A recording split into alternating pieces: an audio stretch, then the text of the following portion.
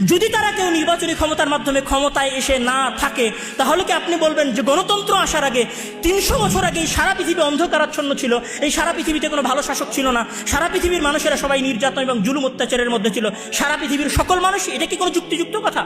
যদি এটা যুক্তিযুক্ত কথা না হয়, তাহলে অবশ্যই আমাদের কাছে অপশন আছে যে আমরা গণতন্ত্রের বাইরে অন্য কোনো অপশনের দিকে যাব।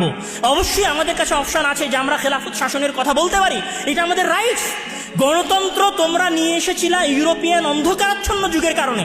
আমরা তো তোমরা যখন অন্ধকারের মধ্যে ছিলা 500 খ্রিস্টাব্দ থেকে নিয়ে 1500 খ্রিস্টাব্দ পর্যন্ত, ওই সময় তো আমরা মুসলমানেরা অন্ধকারের মধ্যে ছিলাম না।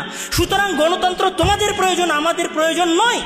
গণতন্ত্র তোমাদের দরকার, ডেমোক্রেসি তোমাদের দরকার, আমাদের প্রয়োজন নয়। ডেমোক্রেসি তোমাদের প্রয়োজন হওয়ার পরে তোমরা বাস্তবায়ন করেছো, এখনও ডেমোক্রেসি তোমাদের এক্সপেরিমেন্টাল যুগ পার করছে। আমেরিকা এবং ব্রিটেনের মতো উন্নত দেশে যদি ডেমোক্রেসিতে সমস্যা থেকে থাকে, তাহলে আমাদের দেশের মতো অল্প আয়ের স্বল্প আয়ের মানুষদের জন্য আসলে ডেমোক্রেসি কতটুকু যায়? গণতন্ত্রকে প্রশ্ন করা শেখেন চোখ বন্ধ করে। একমাত্র সমাধান কোনোদিনই পৃথিবীর ইতিহাসে ডেমোক্রেসি ছিল না, আজও নয়, ভবিষ্যতেও হবে না। نرفع الرايات سوف يعلمون